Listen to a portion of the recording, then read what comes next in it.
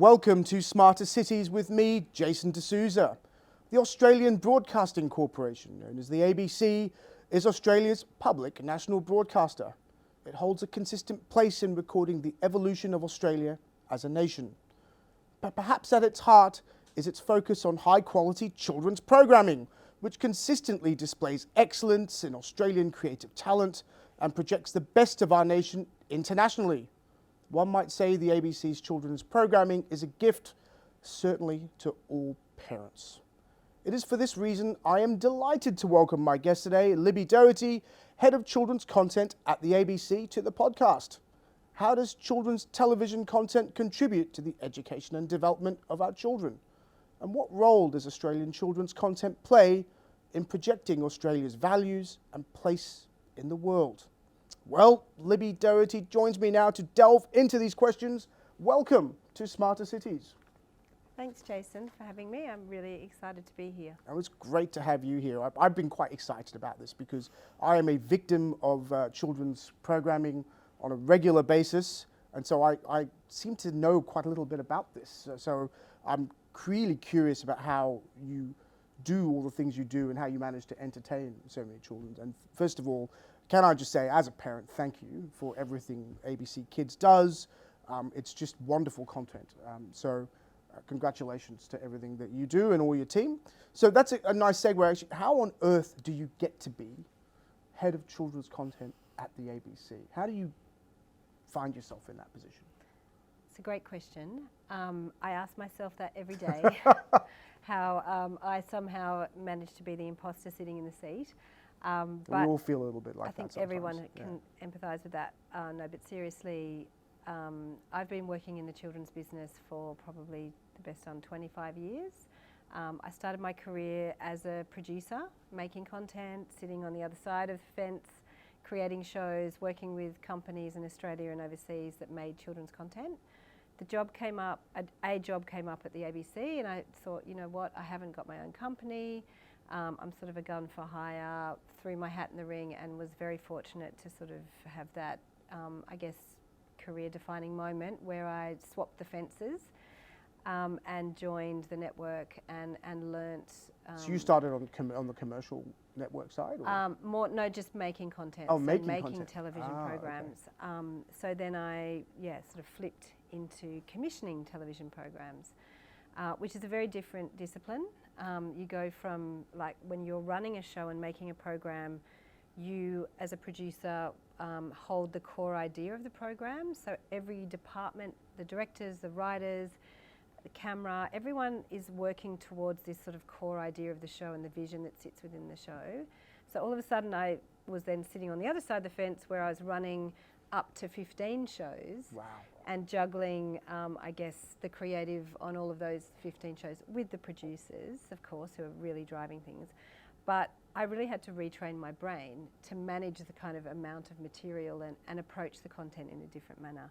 I worked as commissioning editor for 3 years and then was very fortunate to take position as head of the department about 5 years ago. Were you intimidated by that? Like moving to the sort of head of children's content for an entire national broadcaster? Like, that's seems to me intimidating. Yeah, yes. It's definitely intimidating, but funnily enough, I saw Obama speak this week. And he's been here, right? He talked his about... His motorcade drove past me the other day. I was at the Opera House and there it all went, and I thought, wow. Okay. Yeah, he's astounding. But he talked about, in all of these leadership positions, you're running a marathon and you get past the baton, you run with it for a while, and then you pass the baton to the next person. And I actually just thought that was an incredible metaphor for the job I have at ABC Children's. I inherited a 50-year legacy of incredible children's content. It's now my job to take that legacy and do my sprint in the marathon, and then I will pass that on to the next person. So it's an incredible privilege, it's an incredible honour to look after the cultural screen and audio content for Australia's children. It's in our charter, so my job is to service every Australian child. There's 4.4 million of them between the ages of 2 and 18. So we take that role very seriously. Obviously I've got an incredible team who brings ideas to me. We also work with the external sector, producers on the outside of the ABC who bring ideas like Bluey to us, and then we work with them to make those shows and to finance them with the international market. So that's sort of the job in a nutshell, and it's a wonderful, I guess, creative endeavour to work across content that is animation, live action, comedy, preschool, digital. You know, there's not a lot of television genres that sort of have the mix that we have. A lot of people in television either work in sort of straight up comedy, straight up drama, factual documentary. So they might have their entire career just working in a discipline, whereas in children's we're sort of a multidisciplinary environment, which is hugely exciting and means that the job is always changing, always different. It's interesting. I didn't think of the diversity of age groups so much as well, because I'm still in the young child phase. But of course, you know, what you just said was, you know, up to 18, right? Yep. So that's a really difficult challenge in a way, isn't it? Because children change so much in those age groups between, you know, young child to middle child to sort of almost adult child. I mean, that must be a challenge in itself. Yeah, it's really important to keep an eye on the prize, because childhood is a spectrum, and so each show we make, we think very carefully about at what stage of development is this sort of where's the sweet spot, I guess, for this show. But often, you know, we know that kids are also very, like, they are not linear. So a 5-year-old for one family is very different to a 5-year-old in another family. So whenever we make a show, we kind of know there's a stretch on either side of it that children will engage with the content when they're ready. And that's what I think is really amazing.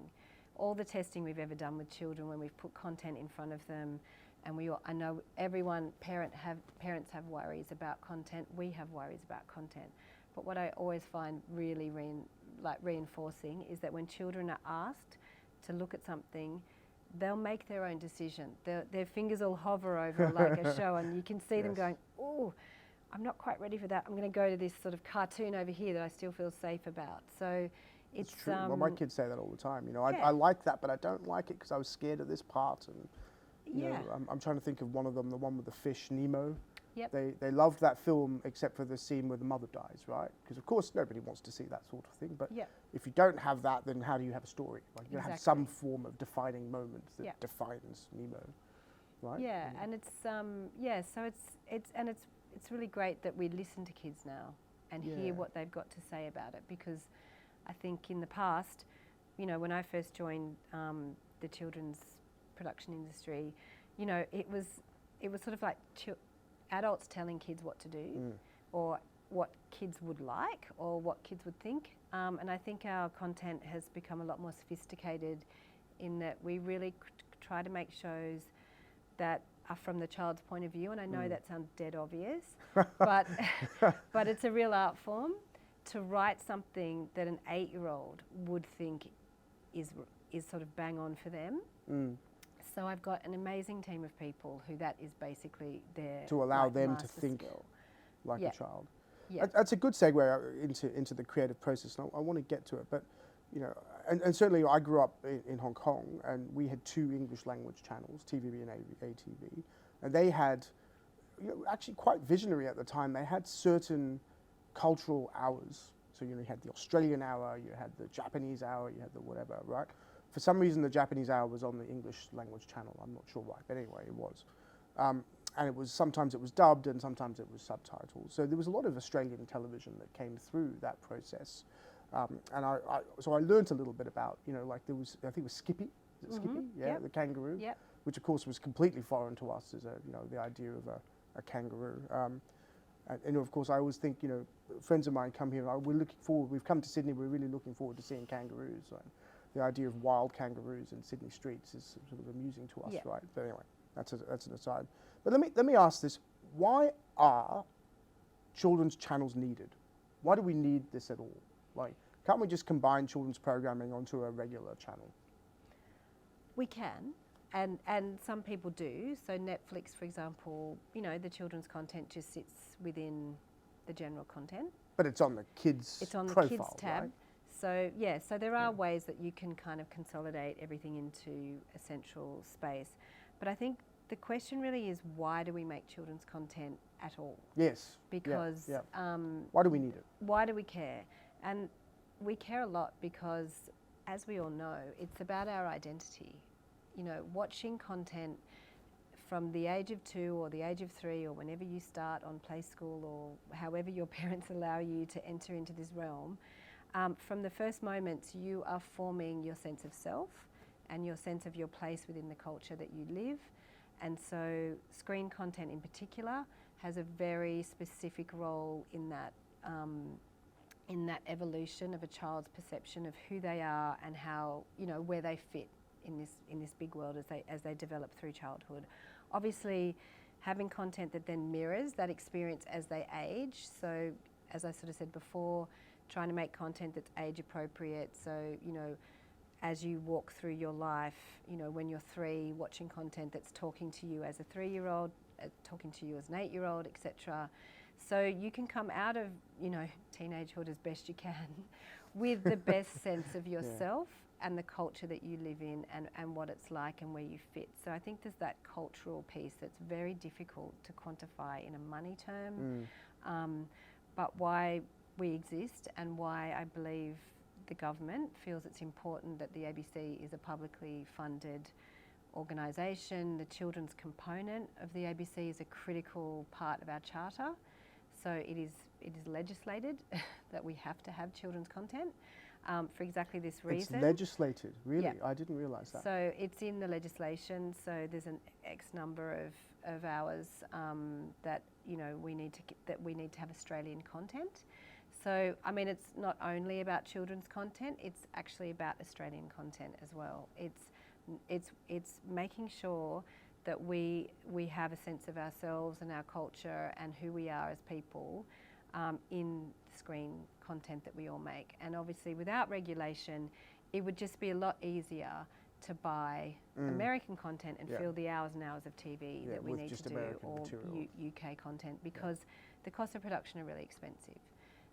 So it's not cheap and it's not easy, but it's an essential part of who we are. And obviously, as time has gone on, we also have to better reflect, you know, contemporary Australia and who we are as people and what values we have as a society. So Skippy's like a hilarious example, because like you couldn't make it now for kids. Completely foreign to me. There's right, so many bad things that happen in Skippy. People are smoking, like the adults in the show are smoking, the poor old kangaroos that were cast in the show, and there were various ones of them, you know, were doing dangerous things.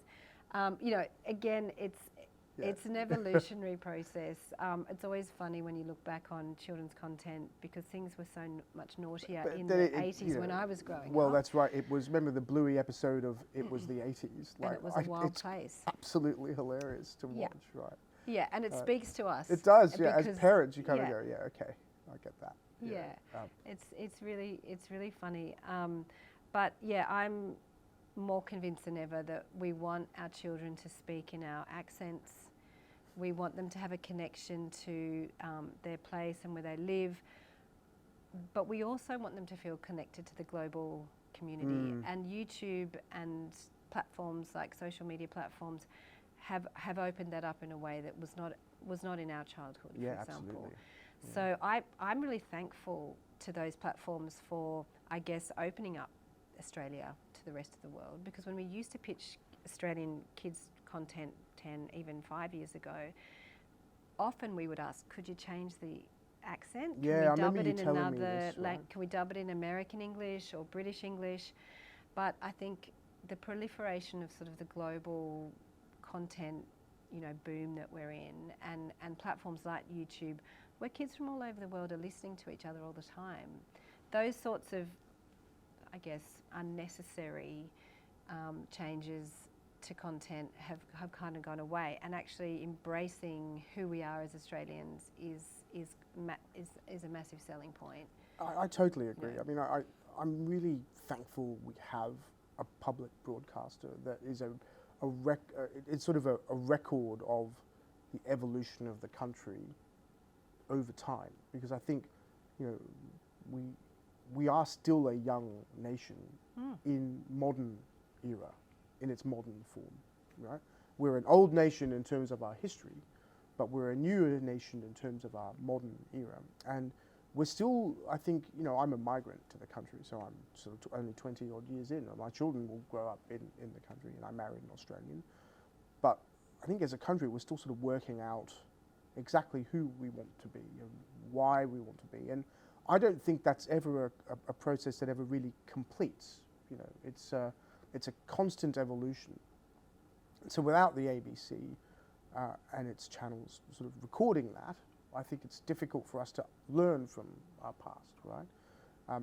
And can we talk about Bluey for a second? Yeah. I think we should get Always. onto that, because I think, you know, it, first of all, absolutely wonderful show. And when we started watching it with our two daughters before my son was born, I honestly felt in parts, they were the same age as the two characters, Bluey and Bingo, that there was a camera in our house and that we were seeing some of these things. Like, how on earth? Surely not, right? But then the thing I really love about it as well is that it is a reflection of a strong family unit in an Australian setting in Brisbane. There is Australian humour in it, you know, the concept of the bush wee, for example, which I always find amusing. And, you know, the difficulties of being a family with young children are sort of reflected in a humorous way.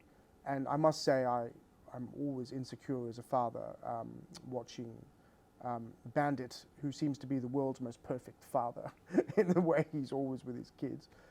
In fact, there's this one wonderful episode where the Bingo says to her father, you know, why are you going away for work for 3 weeks? You know, you're always at work. And he turns around and he says, I'm never at work. I'm like, okay, I wish that was true for me too. Anyway, so what is it about Bluey that captures both parents' and children's imaginations?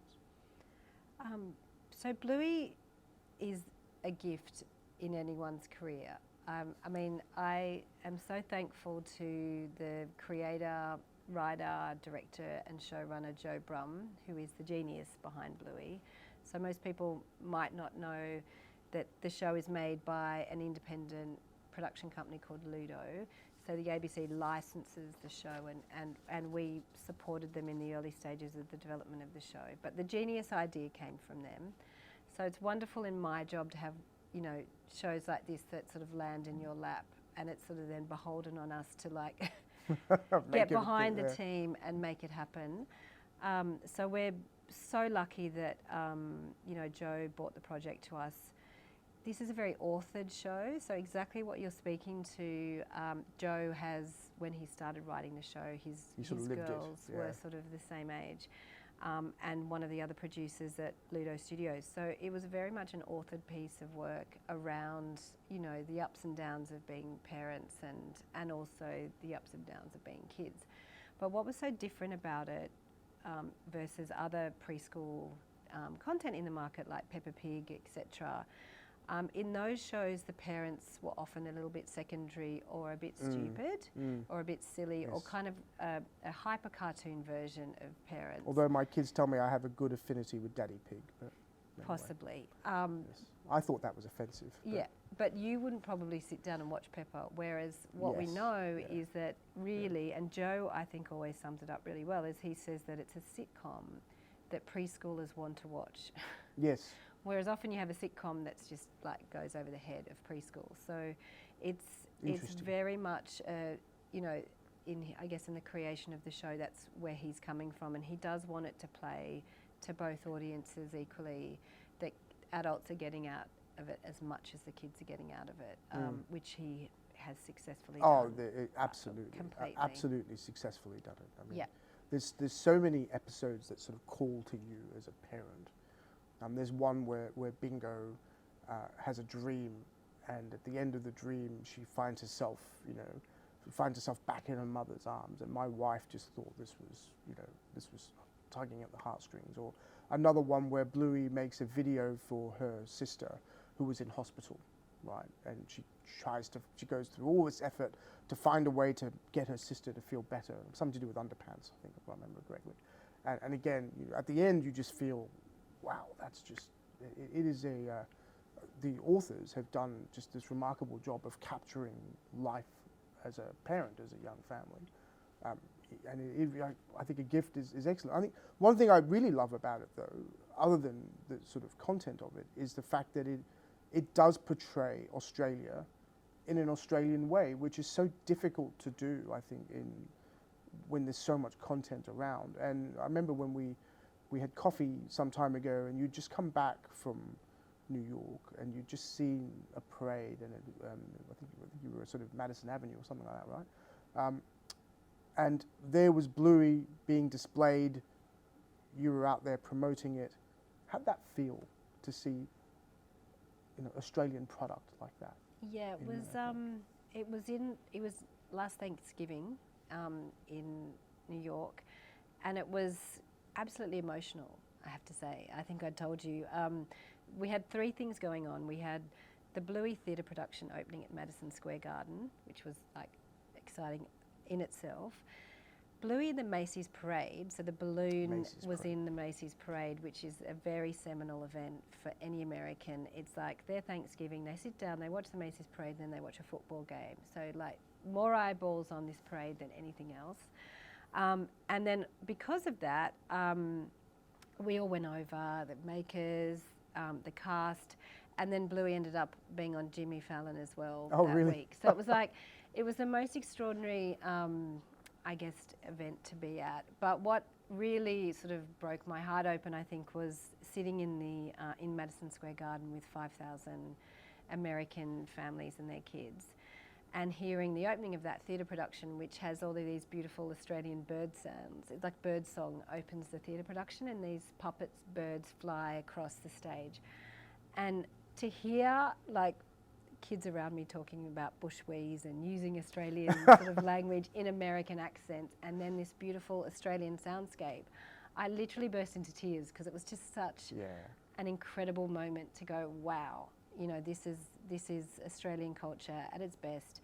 That thing we spoke about at the very beginning of this podcast, which is about your identity. I'm sitting there as an Australian in the world's biggest city, feeling so at home, because our culture is just sitting here at home in the world's biggest culture, for example. It was just really profound. What a remarkable story. And I mean, I'll draw a sort of experience we had recently where we had a former Secretary of Navy come and visit us here at Lend-Lease, and my boss, Dale Connor, and I had a lunch with him in a bigger group. And he was obviously talking about a very different topic. He was talking about our increasing defence relationship between America and Australia and others, and the AUKUS Pact, and the industrial development that Australia will need to do to support our new defence capability.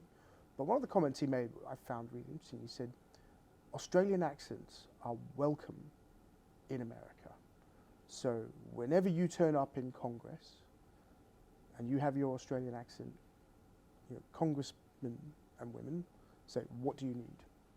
Right? And so there is now this appreciation, I think, amongst our allies and partners and friends of the fact that actually, as Australians, we have a lot to offer. We are good allies, we are good friends, we are good partners, we can help you develop. And I think here, what we do at Lend-Lease is really all about that. We go and develop large precincts, new parts of cities. We help create places where people can actually grow and prosper. Right? That's certainly how we'd like to think of ourselves. And so it was really interesting to sort of hear that comment, right? And one of the best bits of that Bluey story that you told me I love is the fact that they didn't dub the accent into an American, it didn't make it into an American show. Why didn't they do that? We have to be really thankful when you're working with the international market. It's really advantageous when there's an Australian on the other side of the country. Yeah.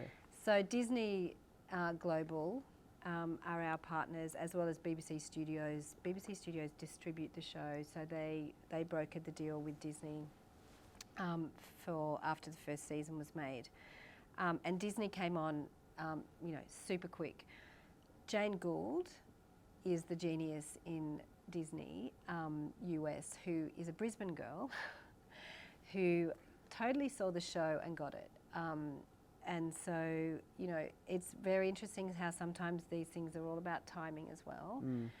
But Jane put it into research, which is how Disney always acquire shows. They, you know, test them with children first to make sure that it's going to work on their platforms. And the research came back overwhelmingly that accents are great. Keep it as is. But you know, maybe 20 years ago, they would have dubbed it, and it just would have been a different show. Because they probably then would have changed some of the Australianisms. The humour would have been lost. You know, I think. And it's just the timing and the whole texture of the voices would have been such a shame. So I think, but I do think that, as well as I said earlier, I think that's this sort of change in the whole global landscape as well, that accents from all different places are okay. Are welcome and accepted. Actually welcome, and we talk a lot about it on our channel as well. Like, whilst the Australian accent's important here, also having other language on our channel is really important. So we have quite a commitment to First Nations language. So you may notice at the beginning of the day we have an acknowledgement of country on the channel. Yes, we often have content that's in different, you know, First Nations language, depending on where we've shot it or what the content is related to. We also are starting to have episodes of Bluey, like in Mandarin. Oh, really? Available on iViews, so people can also listen in their second language or their first language. And they'll still appreciate the humour, I think.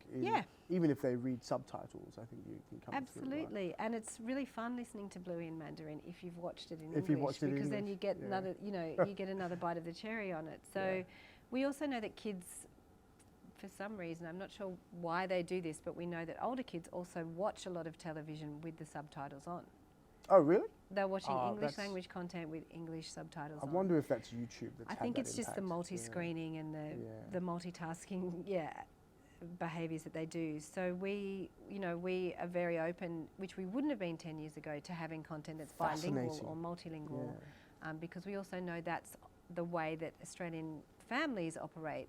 Many kids speak English at school, come home and speak 2 languages at home, or sometimes 3. So absolutely. We want to bring that into our content sort of going forward. I had a meeting with a bunch of our graduate group last week. It was a coffee catch-up, which was odd because it was at 5 o'clock and nobody drinks coffee at that point. But anyway, the fascinating stories these young people were saying, that their parents had come to Australia from, a lot of people from Hong Kong, actually, from my home city, and had started here, had started small businesses, had worked really hard, got them through school, and now they're graduates at Lend-Lease, which is a pretty difficult place to become a graduate at. And I'm not sure I would have got in as a grad, and fortunately I'm here now. But their whole commitment was, as now Australians, they were proud of their cultural background. They speak a different language at home, whatever. And now they want to give back to their parents, to what their parents gave them and the country gave them. And I think a lot of what you're saying is captured in that sort of feeling that people are having. And Absolutely. Look at us as a country. We have such a we are a country of migrants in our modern sense. Some 40% of us now are born overseas or something. Many of us speak other languages, right? So, in fact, that's a nice segue into this question, which I have. So I've noticed, on the children's program, my kids love a lot of the international programming you're putting on. One of our favorites when they're a bit younger is Hoopla Doopla, which is this sort of collaboration between mainland Chinese and Australian acrobats, right? And I love it, partially because I just love the cultural difference between it. How do you end up with something like that? How do you come up with a creative concept to say, well, let's get 2 cultures together? And while they may not be able to speak, I understand that some of the Chinese acrobats don't speak English at all. How do they come together and create something special like that? Yeah, it's something we track quite carefully, which is exactly what, to your point, that over 40% of families, are multiracial. So we need to make sure that we're reflecting that in the content. So when we look at our slate, we make sure that we've got properties such as a Hoopla Doopla. Or a Lubao Bay is another one, Lubao Bay which is they love that too. Beautiful example as Yeah. well. So it's making sure that we have content on the network that is speaking to all the different experiences. And because I think if you walk into any classroom or you walk onto a sports field, we want our channel to feel to kids like that. That's There's the, even the there's array. even a show in an Indian accent now, I think, Yep. on the show. Is that, Yeah, I think I caught that the other day. we've got an older show which your kids might not be ready for yet, which is called The Unlisted, which is about an Australian Indian family who it's basically a massive sort of action adventure series. So yeah, we Might often need to delay that a little bit. we often think about, what families haven't we seen before? How do we represent them? But then the really important thing is making sure that the people who create that content come from those cultural backgrounds. So there's a real authenticity and a specificity to the content that we're making. So we make sure that they're in the writers' rooms, they're where possible in production roles behind the camera, in the post-production pipeline. So we can make sure that at each step of the way, those voices are represented in the creative content making process, which is really fun and exciting. Because for many years we haven't really had a conversation about diversity and inclusion in the screen sector. 3 years ago, I think, or might have been 4, the ABC we changed our commissioning guidelines, and we acknowledged that we needed to prioritise First Nations people, people from culturally linguistic diverse backgrounds, people from regional Australia, so there's a geographical inclusion, LGBTQI++ people, and then of course people living with a disability. So you made a conscious decision as a consequence of a review to do this? Okay. Yeah, so we published that to the production sector and made it very clear that projects that dealt with any of those sort of areas of priority would be a priority to the ABC, and we sort of had rules around how that would work. We also obviously have a major commitment to women. It's fairly, in the past, a male-dominated industry in some of the roles. Directors, you probably hear the stats after the Oscars, there's like 9% of directors are women, etc. So there's been quite a big industry-wide, initiative around through us, Screen Australia, some of the other networks, getting together and saying, okay, when you bring a project to us, we want to see that there's a 50-50 gender split across all the departments working on production. So it's a process. Things never change overnight, but I guess you've got to put those lines in the sand so that people actually do make change. And I would say 3 years on, we're seeing some really good results already. But again, that's reflective of our society, isn't it? The review is reflecting the change in our society. Absolutely. And from our point of view, I mean, the children's audience are the most brutal. You just get one shot at it, and it's probably 10 seconds. They start on a show, and if they don't like it, something about it, they're out. Like, they don't even, to get them back is pretty hard, as all parents know. They're pretty brutal, aren't they? They're really brutal, and they'll tell you, I love nothing more than talking to kids about what are their favourite shows and what are they watching and why. And my 7-year-old has learnt the word hypocrite. There you go. Dad, you're a hypocrite. Yeah, sorry, that's probably one of our shows. Where does his lip come from? Yeah, but it is that 7-year-old lip. It is that thing of making sure that again, kids are seeing themselves in that content, and so it's got to be an absolute reflection of contemporary Australia. The problem is keeping up with it. I think it's also a thing about seeing their own experiences in it. I mean, I think one of my children said, "Dad, you've got to watch this episode of Bluey because it's all about the daddy drop-off." Oh yeah. Right? And I'm like, okay, and sure enough, I think because that's an experience they have, right? Which I just on that. I think there's two things I really want to get to before we run out of time, and we will. Play school. We've got to talk about Play School because that has to be one of the great cultural icons of Australia. And it's really launched a lot of Australian talent, hasn't it? I mean, my kids loved Teo. He's their favourite. but obviously Justine seems to have done very, very well out of it. And the Play School New Year's Eve event, I still think was one of the best. What is it about Play School that's enduring? I think Play School's moved beyond into being an icon. Yes. You know, it's now the second longest running children's show in the world. Wow. So behind Sesame Street? No, behind Blue Peter. Really? So there's you know, we're very proud of that.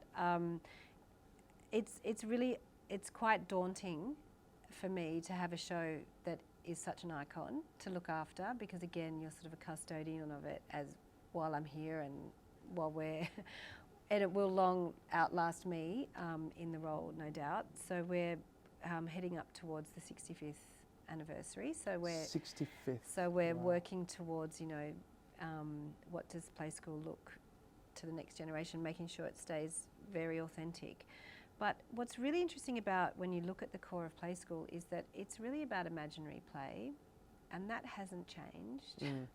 That notion of the toys in Play School are basically the avatars, the presenters, because the toys don't speak. No. The presenters speak on their behalf. So they're mimicking sort of role, imaginary play to the audience, and are the kids imagining themselves in those situations? So the kids, we think, well, what we know is that kids mimic the play. So it's kind of that very early, and it is sort of targeted at 3 to 4 year olds, so very early development, and it's about engaging them in imaginary play and curiosity and using toys and paper mache and toilet rolls, which often end up as funny little characters. I remember telling you my 9-year-old said, look, I may be 9, but I still love Play School. Yeah, exactly.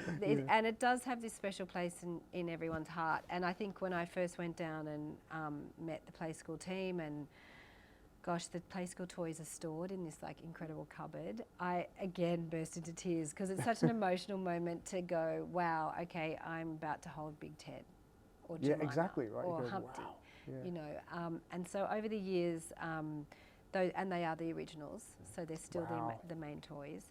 But we've added to them over time, which has been really fun. So Big Ted is a stunt double? Yeah, absolutely. Because sometimes we need to take the toys out of the building. So like there are clones. But keeping to that true heart of Play School is what I think has kept it ongoing. And then of course, yes, the talent, the presenters. We're so fortunate. We have some of Australia's biggest stars working on Play School. It's a really hard gig. Yeah, You've got to be able to sing. You've got to be able to talk to camera without being patronising. You have to be able to play like an idiot, you know, with another adult with a camera on you. It's a really tricky gig, but we're so blessed with the Play School presenters because they're all busy. Job. So we have to work around their schedules as much as we can. I get the sense it's an in-demand role, though. I think is. many people want to come on and do this. And there are people who haven't made the cut who I will never reveal. But it's okay. I'm not auditioning for the role. No, the people that do that we are so fortunate to work with. I mean, they take it very seriously, but always funny as well. They reflect back to us that, you know, they can be in, you know, a big movie or a big grown-up TV series, but inevitably people will stop them in the street and say, oh my gosh, you're my favourite Play School presenter. Exactly, you're my favourite Play School presenter. Which is really, really special, and we feel, again, really blessed that we can sort of still work with people of that calibre. But Play School has also been, you know, very progressive. So, you know, famously, one of the stories, you know, I think it was in the 80s, we showed breastfeeding. I mean, it was like a crime against humanity. Goodness me. Yeah, so we've had, you know, same-sex parents in the Windows films, because we still do Through the Windows, you know, everyone will remember that. The triangle. So there's, we know that with Play School we have to be reflecting contemporary families in all of the different elements of that as well. And also, I think our presenter lineup, we've had a more diverse group of people than most TV shows. Yeah, absolutely. Because, you know, we've had people from all different racial backgrounds on the show for, you know, good 20, 30 years. So that was well ahead of the rest of television, which still, you know, was fairly Anglo based yeah. during that time. It's interesting. We are getting into that phase where people are sort of asking, does the makeup of things reflect diversity? And I think it's a bit. I personally, I get why we're doing it. Sometimes I find it a bit troubling because I want to be in a position where I actually don't notice any difference. Difference is great. I love difference. Difference makes us better. Difference makes us more successful. Difference makes us think differently. But I'm not sure we want to notice difference. So no, I completely. this is agree one of the with things you. I think we're all struggling with a little bit as we evolve Yeah. as a country. Let's go a little bit older for a second, which is, and this is contemporary for me because my primary school kids will often come home and ask me some odd question about what happened in Parliament or something, and I'm like, okay, aren't you doing maths and English? Well. And I said, where did you hear about this? And I heard it on BTN. I'm like, what on earth is BTN, behind the news? So I looked it up, and it's behind the news for kids, right? So is children's content now playing a different role in education with shows like BTN that's challenging kids to think about what traditionally maybe we would have thought about as adult topics? Well, the great thing about BTN is it's also like an incredibly long-running series, and Is I it may get really? this wrong, but it's well over 50 years. So it's Really? again a seminal. Like when I was growing up in Australia, BTN was on Mondays at 11 in the morning, and we would sit down as a class and watch it. And you watched it in school? Yeah, Oh, okay. so that was with Richard Moorcroft. So there's a real tradition of watching BTN at school. Okay. We know now that it's a bit different because you can download episodes off iView or website, the BTN website, and teachers they don't have to do the 11 o'clock appointment to view. And digital's changed everything, right? Which we all had. So so BTN's always been this very seminal part of this kids' understanding of the news cycle, which we are so committed to as well, because I think we need kids to understand how to what's fake news. Yes. More than ever, we need kids to have those critical thinking skills around how to unpack a news story, how to unpack the media. Particularly when there's so much content now. There's so much out there. Yeah, they're going to be smarter than us, no doubt, in spotting the holes, as your daughters are already saying when they come home. But BTN is so excellent because what it does very cleverly is it takes really complicated, news, topical news stories and breaks them down into a really manageable way. But we actually know that a number of millennials and other age groups also watch BTN. Oh, really? A little bit on the quiet, because shamefully they may not know some of the stuff in the news, and BTN just does a really excellent job. So it's a good summary for young people. It's really fantastic. I highly recommend, and I learn a lot from BTN. Sometimes I do feel a little bit ashamed that I should know more. But go, okay, well, at least I've picked it up now.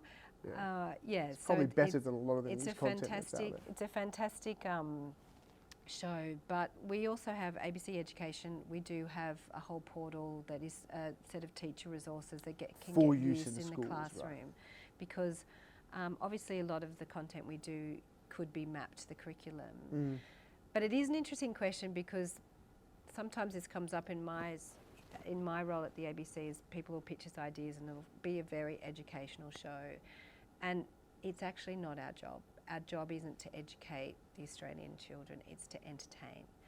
So it's a subtle difference, but it's an important one. So I'm sort of always responding back, look, we're big E for entertainment, but if we can hide those vegetables in the bolognese as best as possible, that the kids don't know it, then also job done as well. But the minute we sort of label something educational, if it's not BTN, kids are like, nah. They'll switch it off. We don't. That's not what we do. When we're on screen content, it's our downtime. It's our entertainment time. It's our it's our me time, if you like. Yeah. So we sort of run that very careful line. Interesting concept around kids' downtime. Wow. Yeah. Well, what in between their very busy scheduled lives, where they're going to dance class and soccer and piano, and we know that. I mean, kids are busier than they've ever been. It's a crowded It's very crowded life. Right? Yeah. And I think as parents,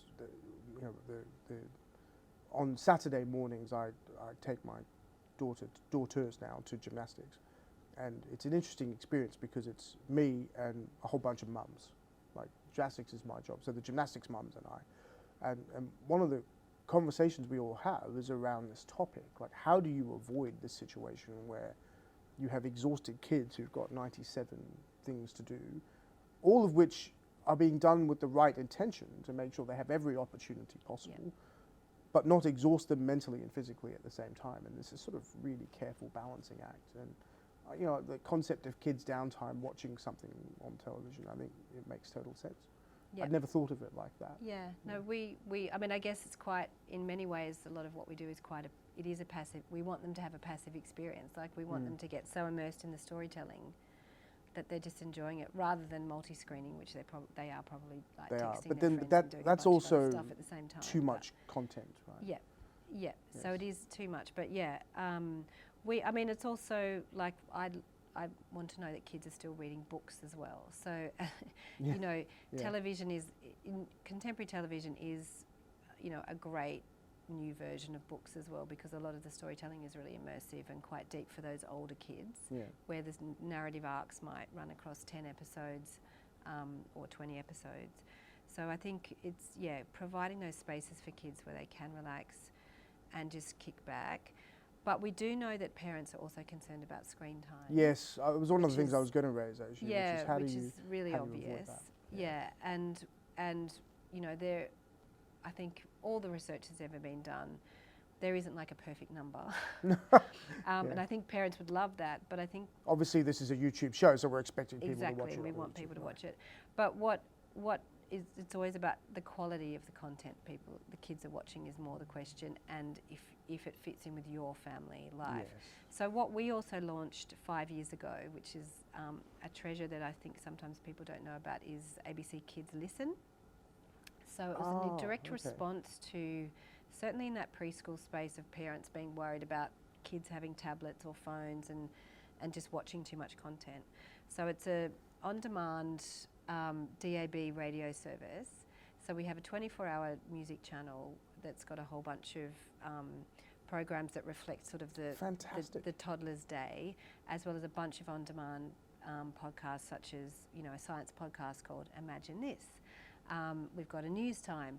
We've got a First Nations language podcast called Little Yarns, where we explore like a little word each episode on country with a language group, sort of elder and a child.